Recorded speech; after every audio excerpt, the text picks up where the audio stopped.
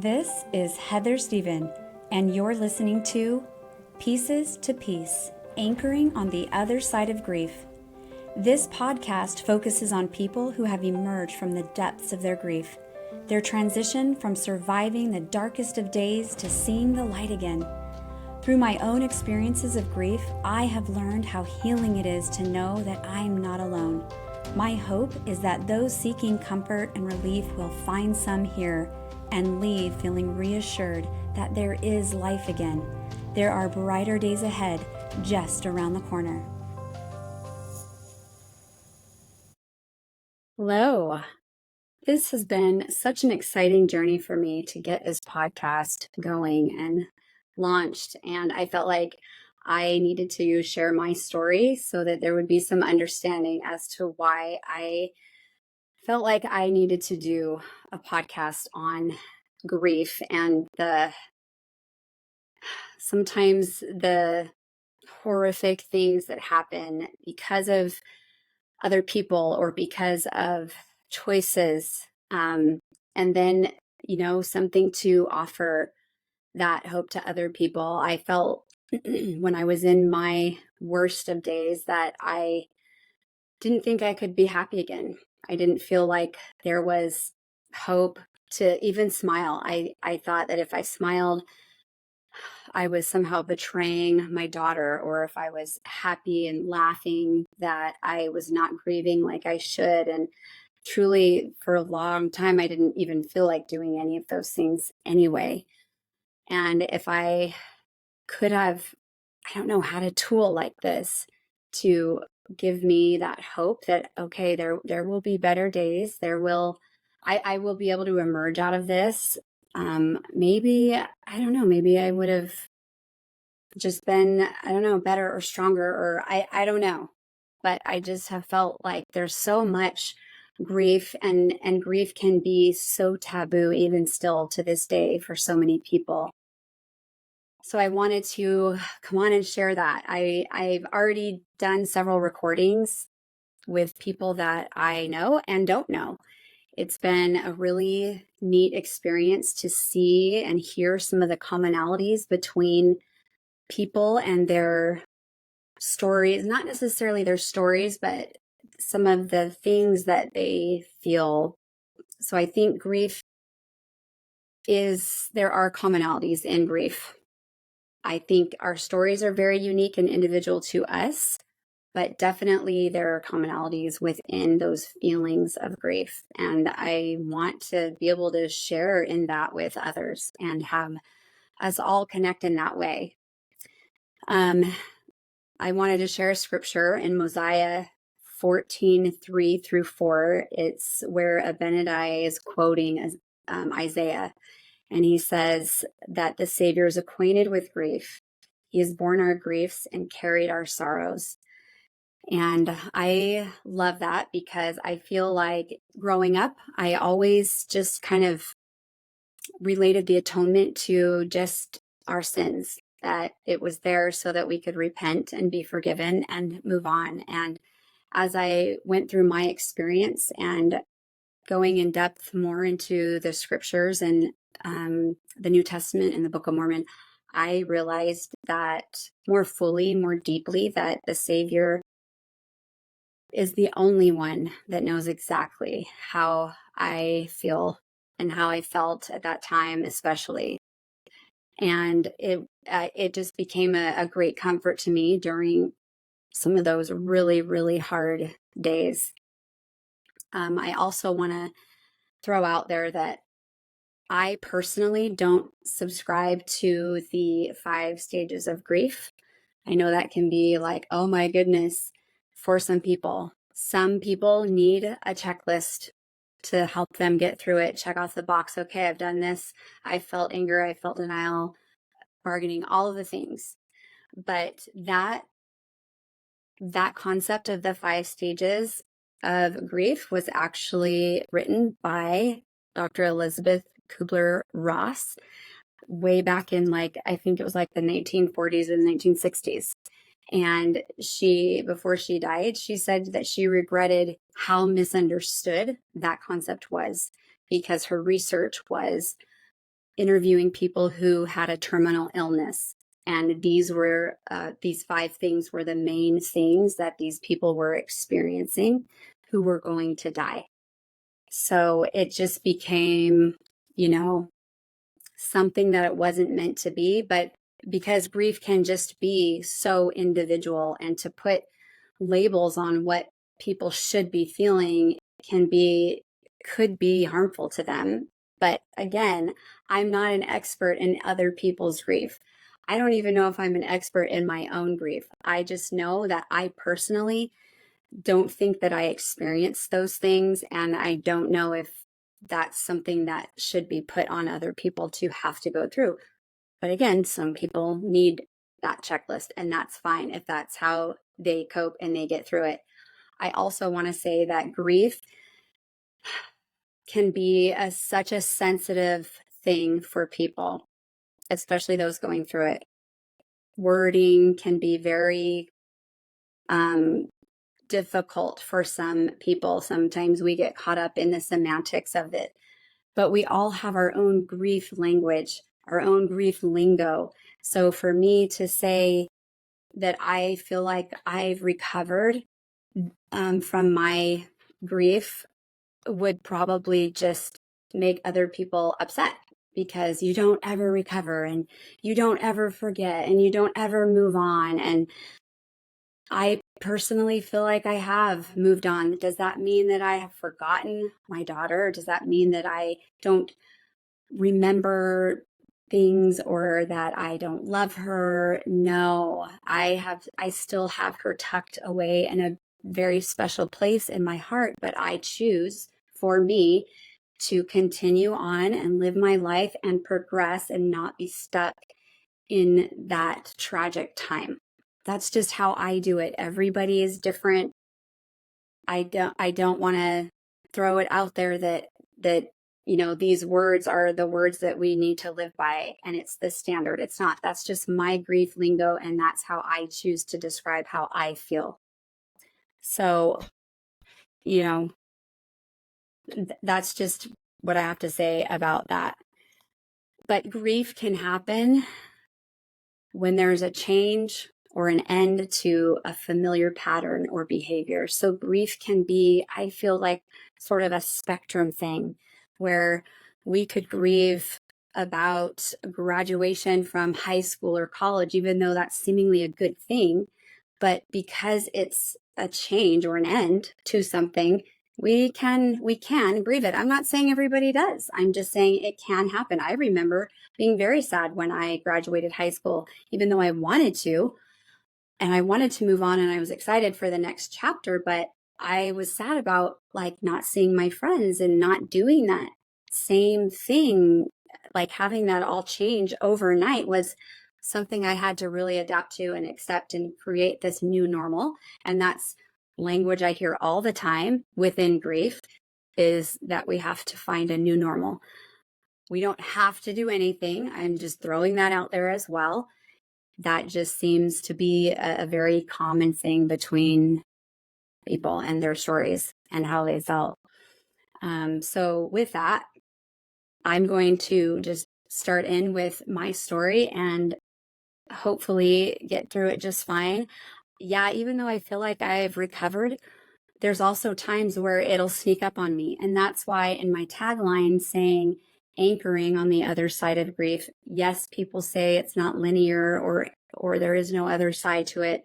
That's their language. Mine, I feel like I am on the other side. Whatever that looks like for somebody else is fine. But for me, I do feel like I am in a much better place. But maybe I'm not anchored forever in this one spot, check, I'm done, I'm complete.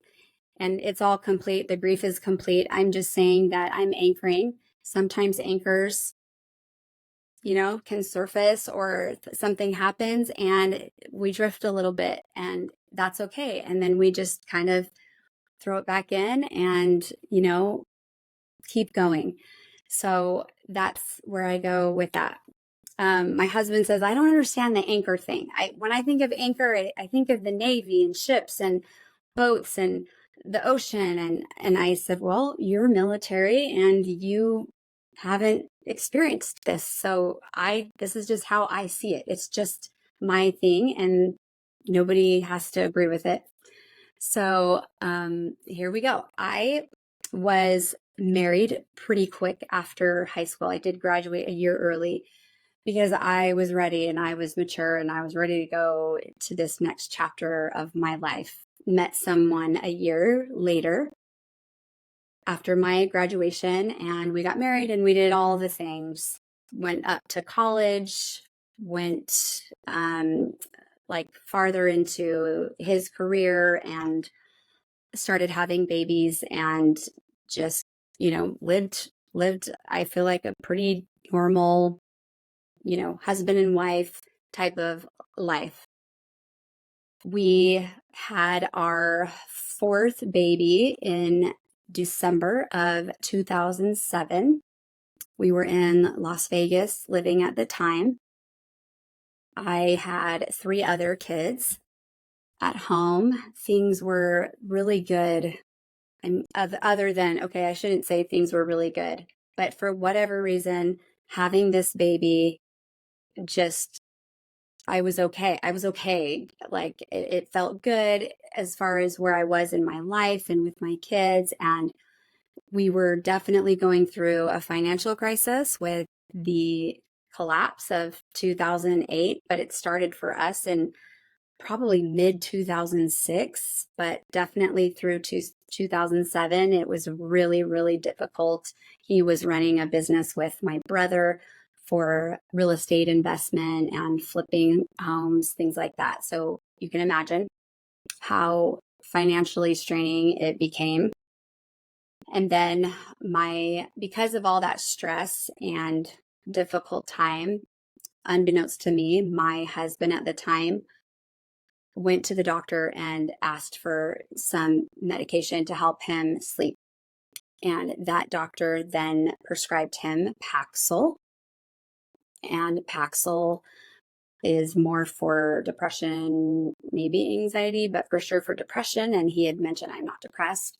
The doctor said, oh, basically just kind of wooed him off and said, it's fine. This is what you need. So he started taking that. And then our daughter was born. And then there was 3 magical weeks with her and our family. And then he had to go on a business trip. And he was gone for a week. And that was a very difficult week for me and for our finances. One night I was at a meeting and I came home and there was a repo guy there coming to take one of our cars and I needed to quickly clean that out. Clean out the trunk, clean out the things and let him take the car. That week we had one of our utilities shut off and I can't remember what it was. I could guess, but I could be wrong, but it was one of the utilities. And I had a really hard time getting a hold of him. It was just, he was very preoccupied with work and things that he was doing. And I started feeling a little bit anxious and overwhelmed. And he then came home. I picked him up with all the kids at the airport pretty late at night, like at 9:00 or something. And it was quiet the whole way home, kind of like awkward. And when we got home, I put the kids to bed and he basically said that he needs a break from me. And he left the house. It was shocking to me. And I just sat there and I sobbed holding my newborn baby, wondering what has happened. He just acted different. He almost looked different. Something was going on, but I didn't know. Then that started a spiral of events that I will never forget. I mean, there are certain details I'm sure that I have forgotten, but it just started some really horrible things. So with this baby and my 3 kids and my broken heart, I was just feeling so physically weak. I was tired. I didn't have his help at night. So my angel mother came to my rescue like she does for all of her children and really took over and helped me with everything. And there was multiple incidences that I don't need to get into that happened within a 7-week period that really just broke my heart with my then husband.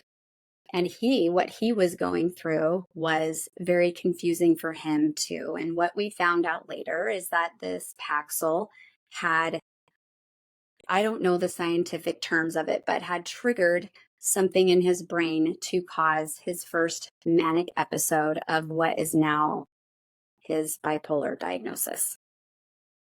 And so he was making choices that were not good, that were, very much against what we believed in, and really lost himself. And we, the rest of us were very confused at what was going on, and probably pretty critical of him. I think we were pretty critical of him because we didn't know anything until, hindsight.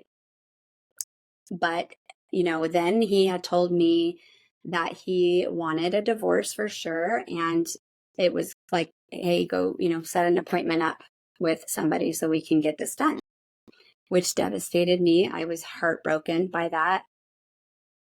But then again, I had these kids that I had to, try to create or keep some normalcy there. And so there was, in my church, I had a calling where I had to be at other churches, other wards on Sundays for a couple of months. And they call it ward conferences. And there was a Saturday that I hadn't slept the night before much at all. In fact, not much the days leading up to this Saturday, because of the baby, of course. And I was just exhausted and just overwhelmed and heartbroken and all the things. And my mom called me up and said, "Hey, let's go shopping. Let's take all the kids. Let's go shopping. Let's go to lunch. And then after that, I will take all the kids and you can go to sleep. And then you can get right up and go to church," because I had 2 of those ward conferences on Sunday. And so a lot of me was really happy to hear her say that because I was so tired. And I thought, okay, if I can get through this shopping and the lunch, then I know I'll be able to get my sleep. So we did that. And when we were done, she came to the house and I gathered all their things, and I, as quick as I could, just passed the baby off and the kids off, and I was basically like, all right, there you go, and sent them on their way. And I went to bed, I believe at 5:30 p.m. because I was so tired and I was utterly wasted, exhausted. And then I get a call at around 5 in the morning from my mom's husband at the time. And he said, "Heather, the ambulance just took Jacey, who is my baby, and your mom to the hospital. Your brother is coming to get you with his wife. Don't leave. They're gonna pick you up and take you to whatever hospital they're going to." And I was just like, he was very calm.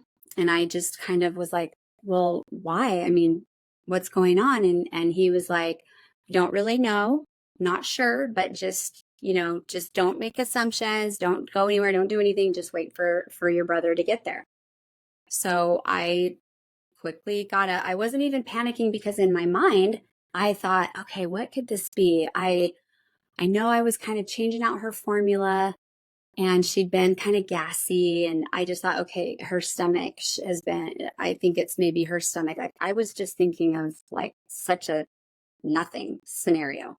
It wasn't even anything in my mind that it could be worse. So I get in my brother's car when they got here or there, and they were kind of quiet with me and just kind of, I don't know, I was thinking, okay, well, it's really early in the morning. I'm sure they're very tired. So I made a call or two to people the sisters or the women that I served with, to let them know, like, hey, I'm probably going to be late to, at least the first one, because I'm going with my brother to meet my mom and baby at the hospital. I'm sure it's nothing, but, I'm not sure though what's going on. And they both were like, it's going to be okay. Yeah, no, it'll be fine. Everything's going to be okay, Heather, don't worry. And so I felt very comforted and no biggie. And then we get to the hospital. We have to take the elevator up to the third floor and, I think make a call on a phone or whatever to have the nurse open the door. And I can't tell you that it was like in that moment that something was off. The nurse was very quiet. Everything was quiet, actually. And she looked at me in a weird way. I don't know. And so she just said, okay, follow me. I think they didn't let my brother come. So she just took me. And I want to think it was like the first room, but all I could see when I looked, and there was like people looking at me from the nurse's station, just kind of like stoic. And then as we're turning into the room, I see firemen, paramedics, I don't know, some emergency responders. I'm not kidding, like kind of folding one arm and like they've got their hands, in their mouth and like looking ahead of them. And they looked terrible. They looked scared. They looked nervous. I don't know. And then I continue to turn and I see, and this was a big room too, and I see my baby laying on this bed and all of these doctors and nurses around her and my mom there. And my baby wasn't moving. So I'm like, what happened? What happened? I just thought she had a stomachache, honestly. And so they brought a chair because I just slumped. I just said, what happened? I don't remember what they said. I just know my mom was saying, I'm so sorry. I'm so sorry. The doctor came over and kind of explained some things, but I know that they were just working on her. They were trying to revive her. I think she had a pulse maybe, but they were just working on her to try to revive her. So we ended up just waiting for a long time. We had been there. We ended up being there for 27 hours total, I believe, waiting for there to be good news. And there just never was. But let me tell you, in that 27 hours, the amount of angels that came to my aid, as far as friends and family and church members, and even a few strangers, that they just brought, the ladies from the church brought this huge box of like chapstick and soft tissue, because I don't know if you've ever experienced tissue at a hospital, but it's like sandpaper. They brought snacks and drinks and things that like we needed, but I didn't know. They brought, I can't even remember everything, but they brought this huge box. I don't even know. I mean, my sister flew in, my best friend flew in, my father-in-law flew in, my sister-in-law flew in. I feel like it was a short amount of time, but it seemed like forever. All of these people just surrounded me and my baby, and they would only let two people back in the room at a time. And for the most part, I wanted to be with her, but there were times they said, you need to take a break. You need to go get a drink or go eat or whatever.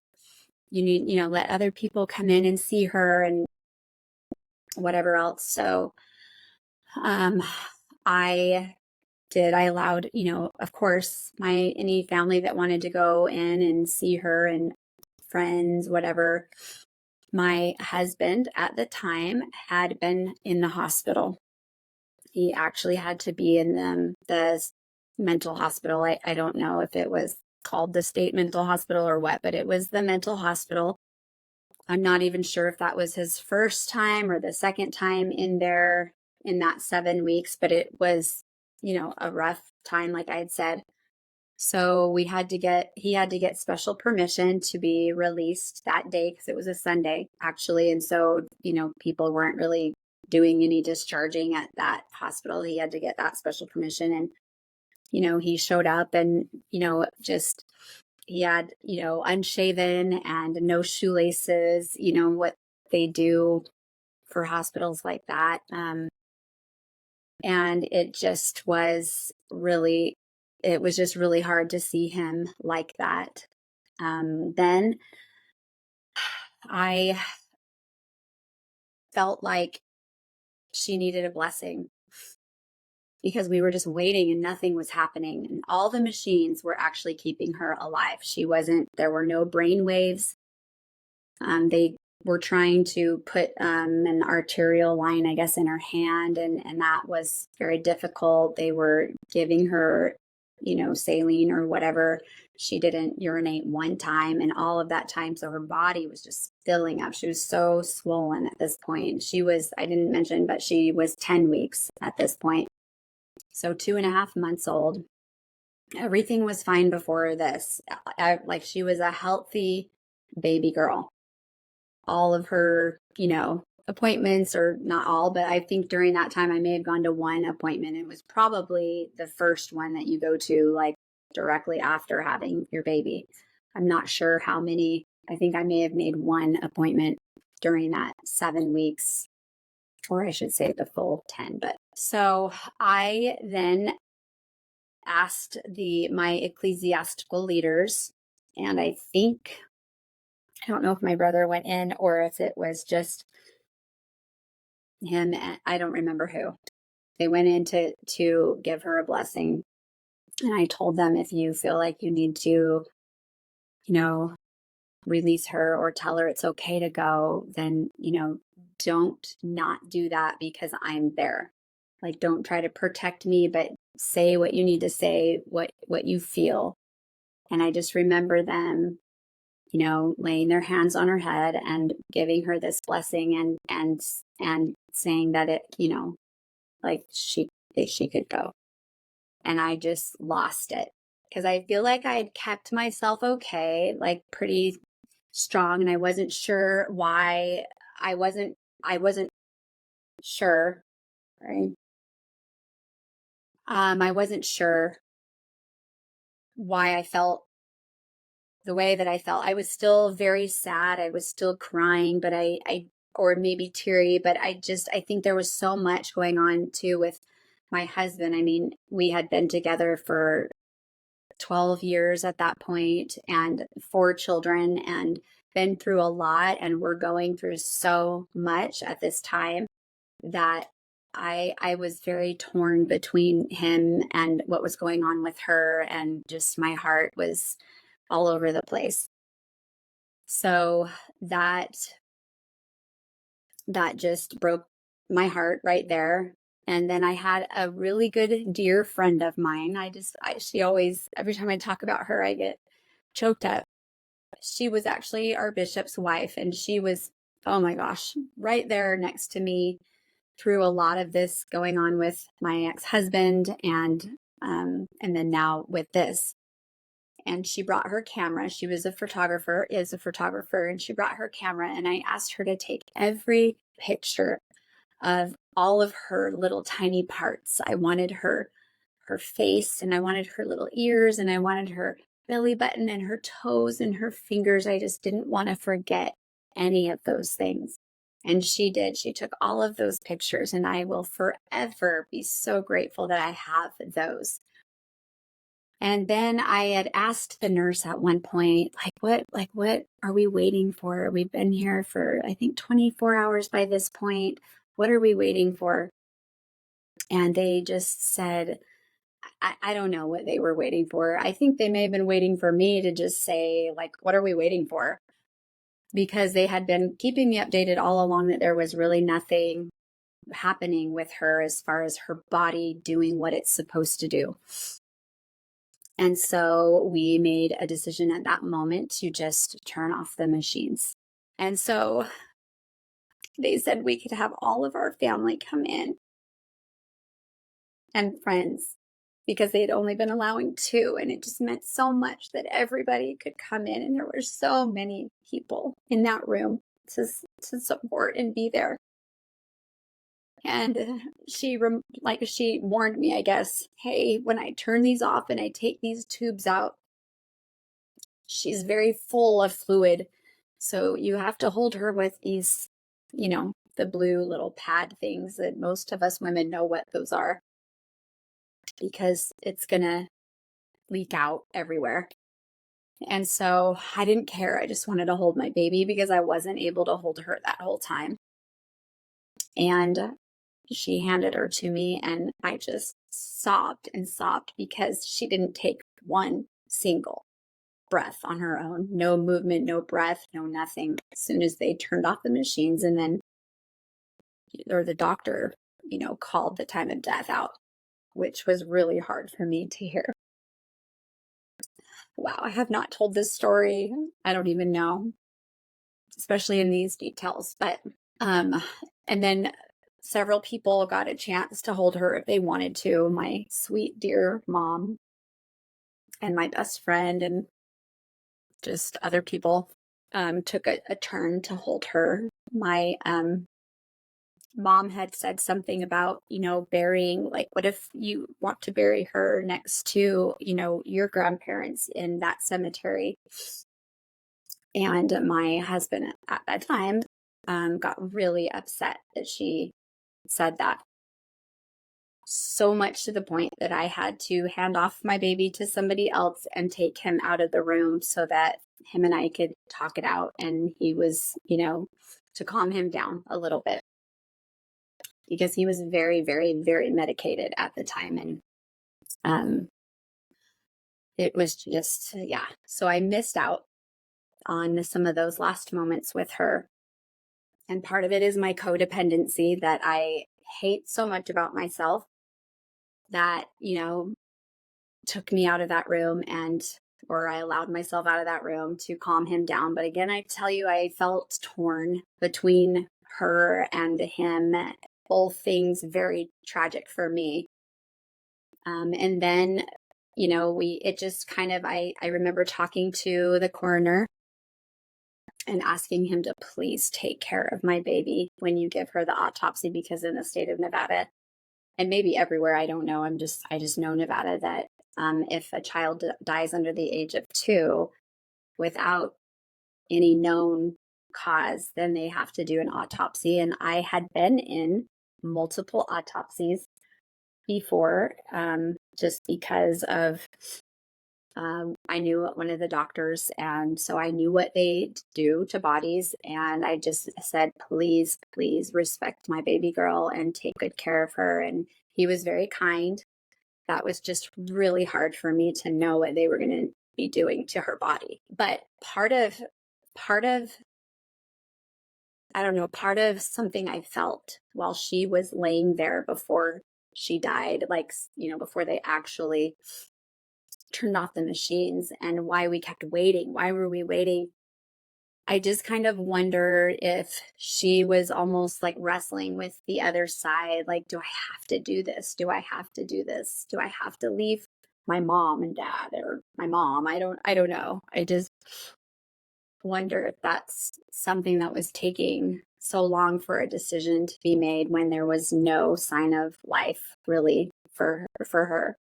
And I guess maybe that just brings me comfort to know that she maybe wanted to stay with me. But I felt like she was just such a strong little person, had such a sweet purpose for our family. Even though we were losing her, I still felt like maybe she was somehow going to save our family too, because that day, the Monday, that's the day that I had the appointment with the attorney for the divorce, to write up the divorce. And so obviously that didn't happen at that time. So we decided to just try, keep trying and work through our marriage. And there's many, many more details. But the funeral happened that Saturday, so she was pronounced on Monday, and then the funeral happened that Saturday. And my Relief Society president, who is the woman over all of the sisters within the ward boundaries, she lived 2 doors down from me, and she'd kind of also been a strength to me during this time, as so many people were. But I went over to her house one day in between from Jacey's death to her burial. I went over there, and I can't remember why I had to go over there, but I don't know if she was really expecting me, because there were, I don't even know how many bins. And I just saw these clear bins with white lids and then just all this pink stuff in there. And I wasn't sure what that was. I didn't really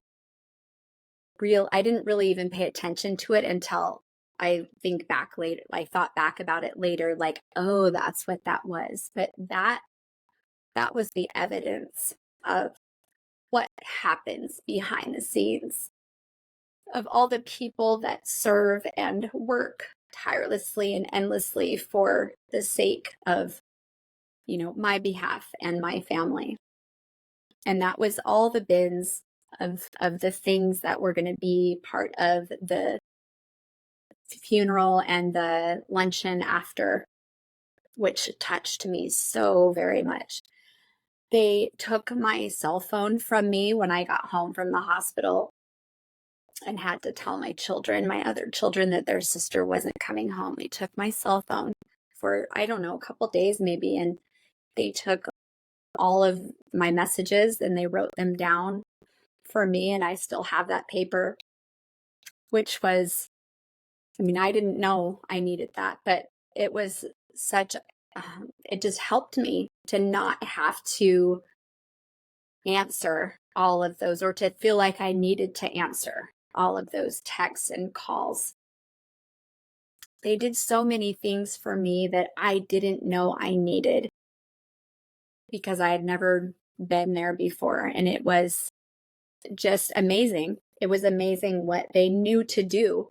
Like, how they knew to do it, I don't know. Maybe all their experience of helping others in their loss, but they sure came through for me. And so there is no actual cause of death on her death certificate. Basically, they say it's SIDS, but because she was not on or in a crib at the time that she stopped breathing, she was on an ottoman in my mom's room, they can't classify it as SIDS, or they weren't able to back then. So it just says undetermined on her death certificate. So the day that I came home from the hospital, I had to stop at my mom's house first, because there were detectives there that wanted to interview me. And I think they had already interviewed my mom, but there was, yellow caution tape. I don't think outside, but definitely in the house, I'm guessing. And they had to take a bag of all of her things, like her clothes that the paramedics cut off. And actually, while the paramedics were working so fast to cut off her clothes, they cut the top of her little finger off. And we never did find that piece. But at the hospital, one of the doctors came in and said, "Do you want me to have a hand plastic surgeon or whatever come in and consult with you?" And I was like, I'm not worried about that this very minute. I'm worried about her surviving, actually. So that was kind of them, but that was the least of my worries. It wasn't like huge, but it definitely was like her fingertip. And of course, nobody admitted to doing that. Like, I'm sure they were just doing the best that they could. Nobody meant anything by anything, but it was So they took all of her stuff, like her clothes that she was wearing, her little binky and her socks and bottle and all of that, just to test it and make sure that, we were in the clear and not parents that hurt their child. And so they interviewed me, and that was really hard for me just because I wasn't familiar with something like that. I'd seen that kind of stuff on TV, and it was a little terrifying, to be honest, but made it through that. And then, of course, had to go home and tell my children, who had been staying at, I don't know, my friend's house, I think, during this particular time. And that was really, really hard because I didn't have their dad with me to tell them, because he had been taken, he had too much medication in him. And so his dad took him to, I don't know, come down off of whatever for a little while. And then, I mean, I don't remember all the timeline at this very second, but I just know that things did not settle down that week with him. One night he did not come home, and I had the worst. I've never, ever had that type of feeling in my gut in my entire life. I thought for sure that he was dead, or that I would find him somewhere. I just didn't know. And my best friend and I, because our other car had gotten repoed by this point, this is before the funeral, so it's between her death and the funeral, my best friend and I borrowed my neighbor's truck and drove around in the middle of the night looking for him anywhere I could think. I just didn't know. And I never found him at that point. And I could not sleep. And I went into my home office that was right by our front door. And around 6 a.m, I heard the rustling of the doorknob, and it was him trying to get in. And he was not making good choices. And I proceeded to scream and yell. I lost it. Let's just say that, which made him lose it. And at this point, I had my father-in-law, my sister-in-law, my mom, and my best friend all standing behind me and just kind of letting me lose my mind with him. And then my sister-in-law called the police because he just started acting erratic. I didn't let him in the house. And so then he took off on foot, and not all the way even dressed. He was just acting crazy, basically.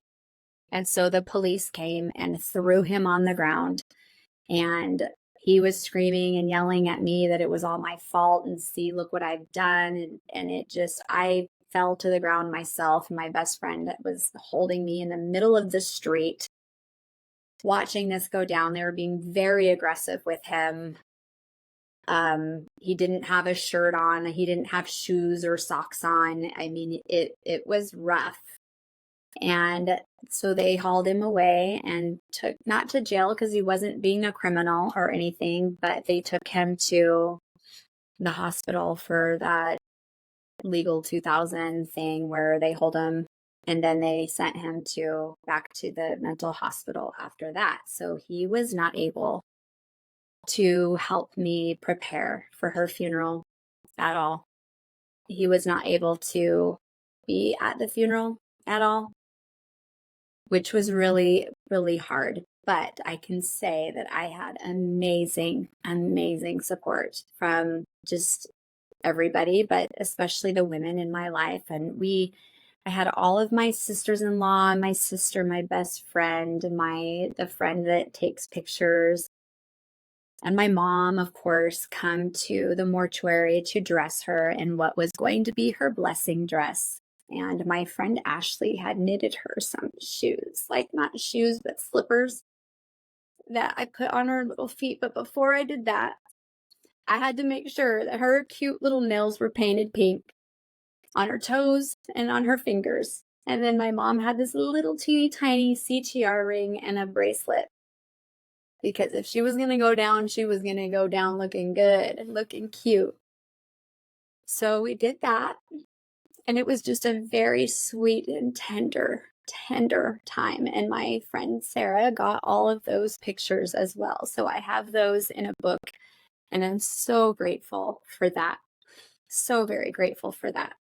And actually, at the hospital, one of the people that I don't even know what they are, maybe like a grief specialist or somebody, I don't know, they came in with a little tin that had the clay in it. And she asked me if I wanted her handprint in that. And I said yes. And she used the little hand that had the little cut off of her finger. And I think maybe both hands were in there. I can't remember. I need to go look. And it just showed all of her little wrinkles and everywhere the creases were. And I love that. I cherish that so much. And if I would have remembered, it was hindsight that I thought about this, I would have taken a little clipping of the back of her hair so I could have hair. I could have her hair. I don't know. That's just something that I wish I would have done. So, but we went through the beautiful, beautiful services and the burial. There were so many people. I mean, the entire chapel was just filled, absolutely filled. And that brought me so much comfort to think of just the amount of people that show up that you don't even, I guess, expect. I don't know, but I just felt so loved and supported. And I don't know, I just appreciate that the people supported my family so much.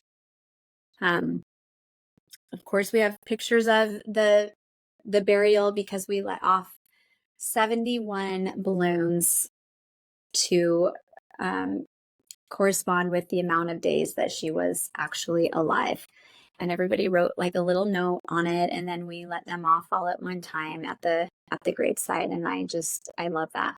So she is buried in Las Vegas, in North Las Vegas, and I try to go there as much as I can. I'm now in Gilbert, Arizona. I have been since she died. I have lived in Texas. Woohoo! I love Texas so much. And I've lived in Kansas, in Leavenworth, Kansas. I love the Midwest. Can I tell you, I love the Midwest. I love the people. I love the seasons. I love the weather. I just love the Midwest. And now here in Arizona, because this is where all my kids are and my 4 grandbabies, whom I love so dearly. I think being grandma is the best thing in the whole wide world. Such a great thing. And that just, shows how it's proof that I don't grieve every day. I don't feel sad and mourn and cry. This is like the most I have cried I can't even tell you, but I think it's just the preparation of this podcast and of hearing other people's stories. And, now people are starting to ask me more questions that I've maybe just felt more in tune, or maybe just closer to her little spirit or something. But it feels good to be able to cry and smile at the same time, because back then I could only cry and not smile. I felt like there was no way out of feeling that gut wrenching. I mean, it's a physical pain in your heart, in your gut, in your body, how much you ache for the loss of your child. I don't know. But I can tell you, I am not one that blamed God. Some people do, and it's okay. It's their thing. It's how they have to cope or whatever. But I did not. I feel like during that time, I was buoyed up by the Savior, and his atonement came as such a gift and such a blessing to me at that time, during that time. But I remember, I think I went to the gym one day between her death and her funeral. I had to. That's how I needed to stay sane. I had to release some of those endorphins and just be alone in my own exercise. And I came home and I told my mom, Mom, I cannot feel like this forever. I cannot. I have to do something. And I'll tell you, I tried everything I could think of to avoid it, to avoid that gut-wrenching, heartbreaking sadness that I felt every single day. But I couldn't stay in bed. I couldn't because I had three little saviors, three little children who needed me, that I needed to get up for and get them off to school and get their lunches and get them dressed and help them with their homework and keep some type of normalcy in their little lives. And so I always think of those three little people as little saviors to me, because I could see how easy it would be to want to just lay in bed and fade away in the grief, because it is so devastating and so painful. So I tried it, but as my sister-in-law brought up to me the other day, which is so relatable because I love the little children so much, and I love children's books and I collect them. And the one, We're Going on a Bear Hunt, says we can't go over it, we can't go under it, we have to go through it. And that is exactly what happened. I had to go through it, and I went through it in my own way. But I was raised by a father who would often tell us not to cry. Stop crying. It's weak. It's weak. It shows that you're weak. So stop crying. So I did not want to cry much in front of people or show that I was sad. So I often put on like a really strong and brave face. And that's what people always told me. Oh, you're so brave. You're so strong. You're being so strong. So I felt like I had to be all the time, because I kept hearing that as well. So I set up this little place in my closet. It was a very big closet, and it had even all of her things, her dresser, her clothes, her dirty clothes. I set up where I'd read my scriptures and write in my journal in the mornings and pray. And I would smell her clothes with spit up and her body smell every single day. That brought me so much comfort, and sadness at the same time. But man, it's hard when those smells fade away. That's what's hard, is when you stop being able to smell them. So that's in the closet, in those quiet moments, that's where I would sob and sob and sob and pour my heart and soul out to God to help me get through this, because I knew that I could not avoid it. But I tried. I will tell you, I tried. And I thought there were times that I was doing good, but it would creep back up in the worst ways, and I'd end up like losing it. So I don't know if I could give a ton of advice on how to do it, because I think we just do what we know is best. Because also at the same time, I'm still dealing with a husband who was different. When he went on that business trip, he was changed, and he came home, and I never saw the same man that left.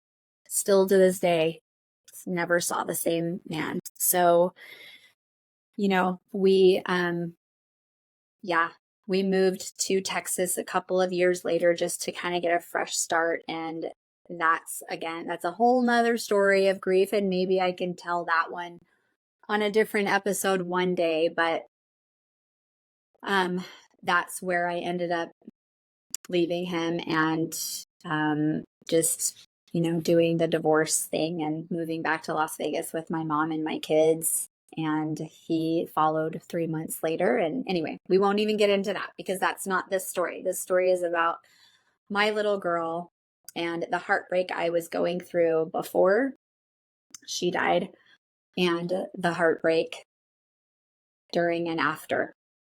So I can just say that I feel like the Savior got me through, and I do feel like I made it through. And I feel like I I'm doing so much better, and I can feel happiness, and I can feel joy, and I can laugh. And I mean, it's been 16 years, but I can say that I have been doing good for many years. And there is no time limit. There is no time frame. I mean, I heard someone told me 3 months. Another person said 6 months. If you're still like this at 6 months, then we need to like work on this. Someone said 2 years. I mean, 2 years is probably a good goal or what? I don't know. Another one of my friends said it took her 5 years to get like climb out of that really dark place.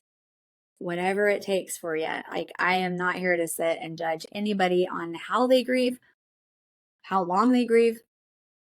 Of course, should be a little healthy in some ways, not to harm yourself or make things worse. But we don't know what we don't know. We don't know how to do it if we've never done it, especially. So that's my story on that. I love my dear mom so much. And I know she was so afraid that I would be mad at her. But I know that there was just a reason that Jacey had to go at that time. And I love her for that. And I love my sweet, dear mom and all of those that came together to buoy me up and help me. And I'm going to say this because this is what I have asked. This probably will be my first episode that I put on, but I have done several other recordings before this. So what I've asked everybody else is there anything that anybody said, did, or offered that made the process of grief or just made some of your darkest days a little brighter? And I will tell you, there's probably several, but this particular one, and she'll probably be a little bit surprised that I'm calling her out, but it was my hairdresser, Carol. On the day of the funeral, and maybe the day before, she called me and asked if she could come and do my hair for the funeral. And if anybody knows me, they know how much I hate washing my hair and blow drying my hair because it takes so long. Hate it. And, my initial instinct is to say no. No, I got it. It's okay. I don't want to put anyone out. I don't want to be a burden. But I let her do that. And she came to my home, into my bathroom. And she just didn't even say a whole lot. I mean, she probably did, but I don't remember. And she definitely didn't say anything wrong. That's for sure, because I probably would have remembered that. And what's wrong anyway, because people just don't quite know what to say. And sometimes they say all the wrong things to me or for me, but I think they mean well. I do. I think people mean well, and it just doesn't always come across as very helpful. But I think to just give people grace because they just want to help and they want to relate and they try their best. But I can say that her coming over and doing that was just one of the biggest reliefs for me at such a rough, difficult time on such a really hard day. And I just forever will be thankful for that. And I'm actually very thankful that I allowed her, that I said yes. And that's what we have to get good at, is allowing people to help us. Not the kind that, well, let me know if I can do anything to help, or, that I don't love. But I love when people just take initiative and do it. Just do it. And we need to let them. That is definitely some advice that I have. We need to let people help because they mean well. And we need help. We do. We don't know always what we need, but that was a huge thing. And there were other things, and I could go on and on. I did have one friend from high school who I didn't even think liked me anymore, sent me $500 check. A $500 check. I hadn't heard from her since high school. That had been many years since then. And she sent me a $500 check, and she has no idea how much that helped me at a time when my husband wasn't working. We were losing everything, and we did. We lost our home. We lost all of our cars. We had to end up borrowing a little sedan from, I think, my mom or her place of employment at the time or whatever. I can't remember, but that was so helpful. My brother set up a bank account and, just if anyone wanted to donate, nobody really knew everything that was going on, but the donations were absolutely just selfless of these people that showed up and sent in donations to help pay for her headstone and just other funeral expenses and things that it just meant so much. There's so much I could go on and on and on about, but I'm sure you don't want to hear it. I'm just so excited to do this podcast and hope that it can give people some hope and something like to find some commonalities that we are not alone in this. And although we have an individual and unique story to us, there are commonalities amongst our community and just people in general, and to allow ourselves to heal and recover, or whatever wording you choose to use. And I hope this can be one of those tools that can help. So that is it. That's all I have for you today. Thank you for listening and watching and giving me grace in all of my, craziness and my emotions and all over the place, because sometimes grief does that. But I hope that I have been here to offer you that hope. So I'm going to sign off and thank you. Hey listeners, thank you for tuning in today. I hope you felt encouraged and gained some insight. If you want to hear more inspiring stories, make sure to subscribe and don't forget to check out the website at pieces2peace.net. If you or someone you know has a story you'd like to share, send an email to heathersteven@pieces2peace.net. Until next time, keep moving forward.